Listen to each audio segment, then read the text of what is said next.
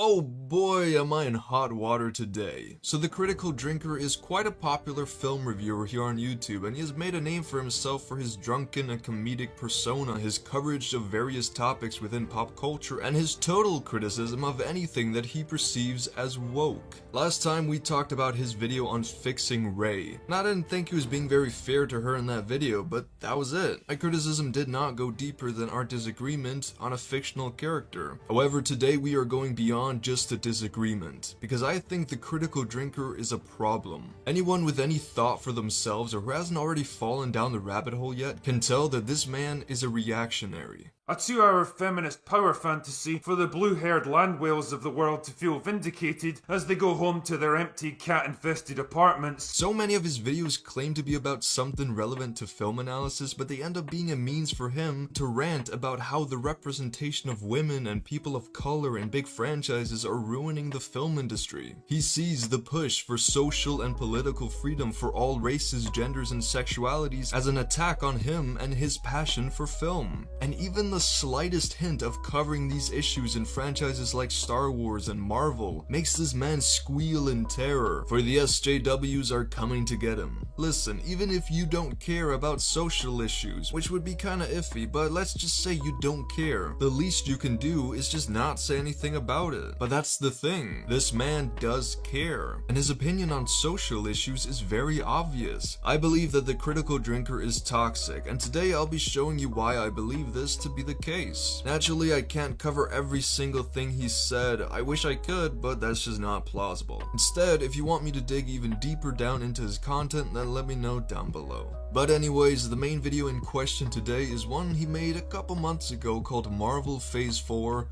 Who cares? And just from the thumbnail alone, you can see why I have a problem with it. Listen, this video idea by itself has merit, because it's okay to be nervous for Phase 4 or just indifferent to it. I have my own doubts about whether or not the MCU will be able to live up to the sheer quality of the Infinity Saga, or whether these movies will become exhausting or outdated in a couple of years. I mean, personally, the first 3 miniseries we've gotten so far give me hope, but that's just me, and I know other people didn't like them. It's completely alright to not care about Phase 4, and to make a video explaining why you feel burned out from MCU content. This video idea in of itself is not bad. However, your thumbnail tells us viewers that you're making this video for the wrong reasons. The possible problems with the future of the MCU is not the fact that there are more female characters now. That's actually a really fucking good thing. There are now plenty of good male characters and plenty of good female characters, but by putting 5 women in your thumbnail, it shows that you have a problem with women. So it doesn't help your case that 2 out of these 5 women are dead going into Phase 4. So this thumbnail really just doesn't make any sense at all. But anyways, I have an open mind and I gave you the benefit of the doubt. To be honest, parts of your video aren't even that bad. I mean, for most of the video you're talking about things like how the Eternals and Shang-Chi look uninteresting and how Spider-Man is just not doing it for you in the MCU. And while I may not always agree, it's still your opinion, and who am I to say anything against that? We're all allowed to have our own opinions, especially about subjective things like movies. And me not agreeing with you doesn't mean you're wrong. There are even things I agree with you on, like how Black Widow came out way too late and how the Marvel formula is predictable. However, the problem I have with this video is that you so often put the blame of bad MCU movies on women or other social issues that they try to incorporate into their movies. And it's just unnecessary. There are so many times he does this throughout the video, and I'll show you these moments now. I'll try to be brief though. I have a hard time not rambling when I respond to assholes on the internet,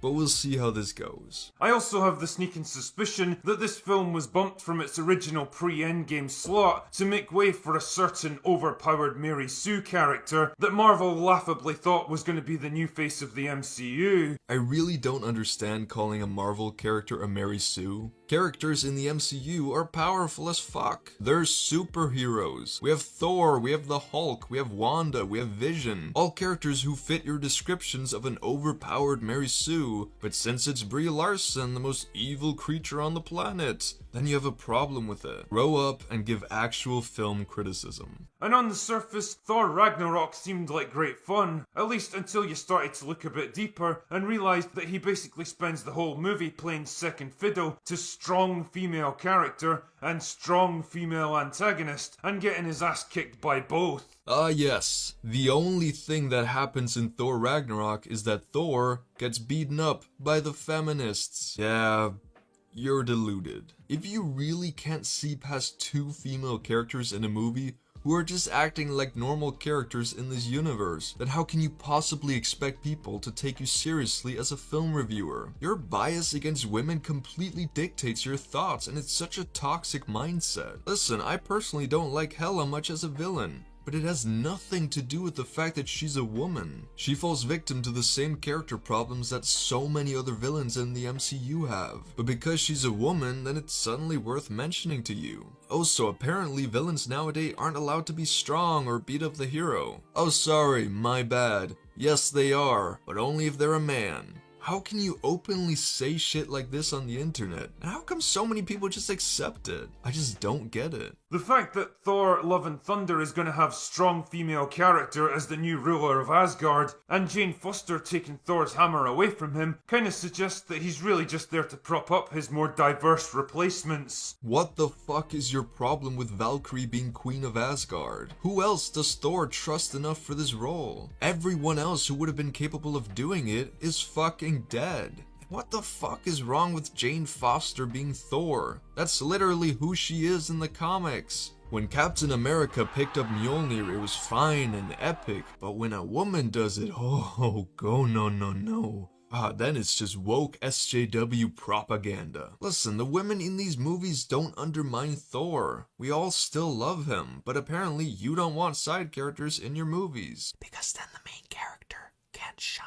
If Valkyrie had been a male character, but every trait and development stayed the same, you'd have no fucking problem with that character being King of Asgard. But of course, women are the spawn of Satan. And of course, Shuri being the next Black Panther is a fucking holy sin. Listen, it's okay to dislike Shuri as a character, but it's not like Marvel planned this. Oh, and the Ant-Man and the Wasp is bad because Scott got overshadowed by a woman. Ah yes, a fine point. A 2-hour feminist power fantasy for the blue-haired land whales of the world to feel vindicated as they go home to their empty cat-infested apartments. This is just plain anti-feminism. It's honestly so funny to me that blue-haired girl is the straw man people have decided on for representing feminism. Fucking hell. You may also have noticed a conspicuous focus on diversity in the Phase 4 lineup, which I guess was to be expected. I mean, don't get me wrong, it seems like a good idea on the surface. It certainly makes sense to have characters from different backgrounds and cultures to add a bit of variety to the series. The problem, as always, lies in the execution. Shows like WandaVision and Falcon and the Winter Soldier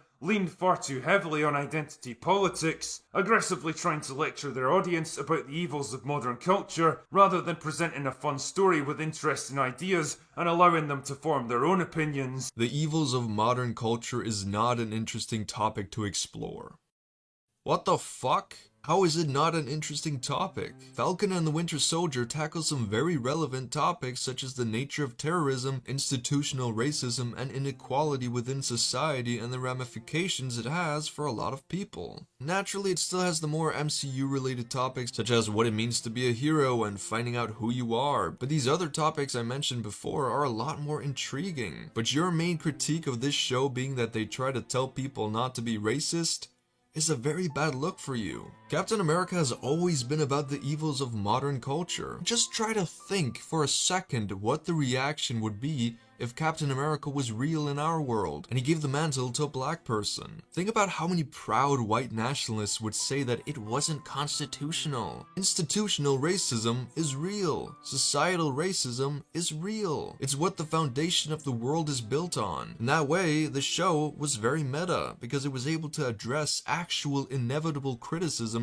and hate from people who would complain about a black Captain America on screen. To say that this topic isn't interesting to explore in a show about a black Captain America shows us how little you care about issues of race. Also, when you say let them forge their own opinions, What do you mean exactly? In your opinion, should Falcon have said, here are the pros to being racist and here are the pros to being anti-racist? Now you go ahead and choose which one you want to be. Fuck no. The topic of race should not be called identity politics, because it shouldn't even be a political question. One of the many topics the Falcon and the Winter Soldier brings up is the institutional inequality between races in America, which is a very important topic to educate the youth about. Because yes, a lot of teenagers and young adults watch MCU movies. Let's be real, most of them aren't going to watch political debates about racism from credible people who know what they're talking about. No, that's not fun for them. The other alternative for these people is to watch videos from guys like you who turn the topic of racism and other social issues into a question mark, basically telling them not to be anti-racism because you can't trust the government. YouTube is littered with oblivious people like you. And it's so easy for people to fall down the alt-right rabbit hole, and sadly, it's damn hard to get out of. Channels like these use the cover of humorous and critical film analysis to spread their alt-right, misinformed, and discriminatory opinions on the internet to ignorant viewers who sometimes just don't know better. There are a lot of assholes in your comment section, but you also have viewers who just don't care about politics, and so they end up learning about these topics from all the misinformed, agenda-driven reactionaries on YouTube. People enjoy watching your videos because they think they're harmless, funny, and insightful, but they don't realize the nonsense you're preaching about. One thing I despise about reactionaries on YouTube is how they always ramble on and on about how SJWs can't stop talking about identity politics and social issues. But you showing your stance on these topics is you talking about identity politics and social issues. And you don't fucking stop. You don't like it when media shoves politics down your throat, but that's exactly what you're doing to your viewers. Anyways, this video could have been an insightful discussion from an enthusiastic film lover about the possible problems that can arise in Phase 4 of the MCU. Instead, it was a breeding ground for his hatred of female empowerment in cinema. It just seems like everything he knows and has studied about filmmaking just goes out the fucking window as soon as a woman plays a key part in a movie. But anyways, the hundreds and thousands of fans of The Critical Drinker are probably gonna say, well, how can he be misogynistic and sexist if he defended Gina Carano? who's a woman? And this is one of the only counter-arguments you will ever hear from people being called racist or sexist. Basically, it goes like, well, I know someone who's from that social group, so I can't be racist or sexist. And this argument just doesn't hold up. Many of the misogynistic men who are in favor of a patriarchy are straight, and they all likely have a wife or a girlfriend whom they love very dearly, or at least they want to have one.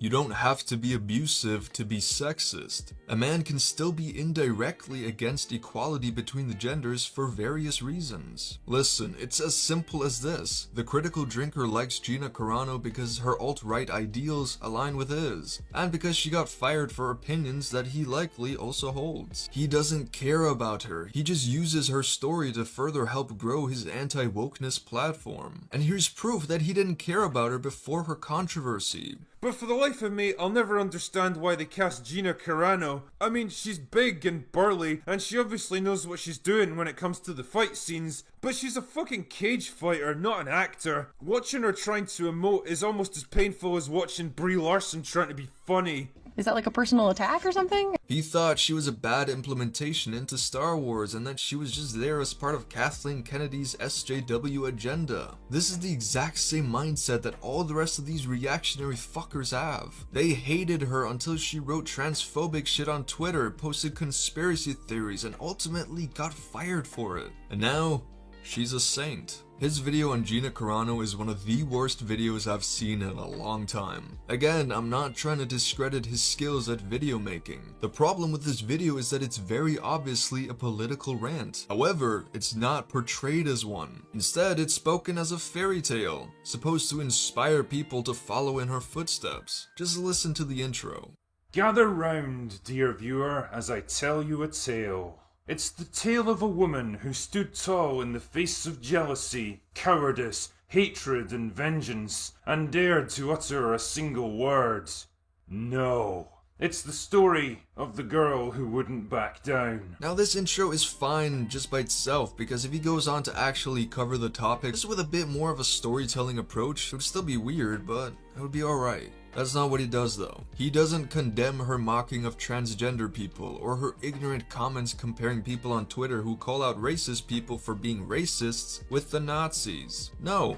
He agrees with her. She even gave examples of other evil cults from other kingdoms who had once done similar things. What the fuck? But the young woman was different. And when the cultists tried to turn her into one of them, she didn't just refuse their offer, she openly mocked them. Now this is just full on calling transgender people and those who support trans rights a cult, and saying that it's okay to mock them. Again, what the fuck? Then at one point he shows tweets from people rudely and distastefully responding to some of her tweets, and listen, I don't condone hateful behavior. However, most of the people who responded to her have a solid ground to stand on. And like we've talked about before, you must be ready to face the backlash for saying controversial shit on the internet. These tweets do not make what she said okay. The truth of the matter is that you're not telling the truth in this video. Your video is dangerous because you happily skip over all her lies and all her mockery of social groups and label her as a hero. It's not just that you're a conservative who agrees with her opinions. No, you're full on hiding the truth of what she did from your viewers and disguising it as an epic tale of a true woman. Listen, I can understand how some people feel like what happened to Gina Carano goes against freedom and liberty, but it's not true, because liberty means freedom to everyone, which means Disney has the freedom to fire someone, just like how Gina Carano has the freedom to say whatever she wants to say.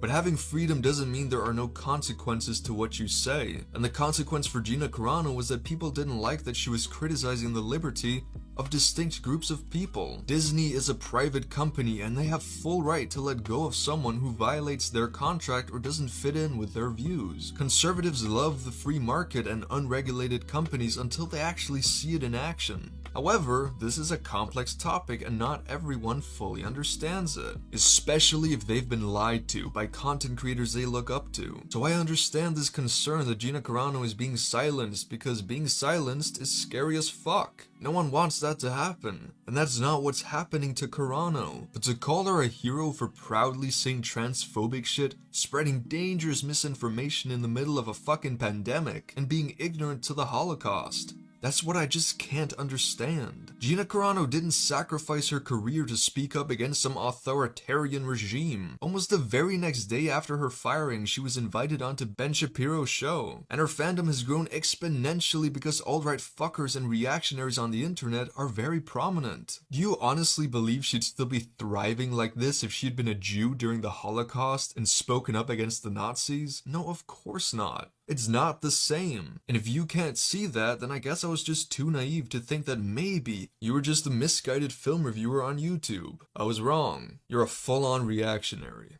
It really sucks that these kinds of people dominate film on YouTube with their politically biased clickbait videos that get people riled up but never provide any intelligent insight. The Critical Drinker is just one of many anti-SJW reactionaries on the platform who actually indulge in actions that they themselves would deem to be SJW. I'm not against them voicing concerns about how Hollywood can force certain things or be overly politically correct without the right intentions. Like we've said before, that in itself is annoying when it has no substance and is clearly just a money grab. These assholes see it as a vehicle or an excuse to vent their far right-leaning perspectives in thinly veiled bigoted rants. The geeky part of YouTube is sadly littered with these types of people, but maybe, just maybe, we can help people learn how to see through these facades. My name is Turf Nation, and that was all I had for today.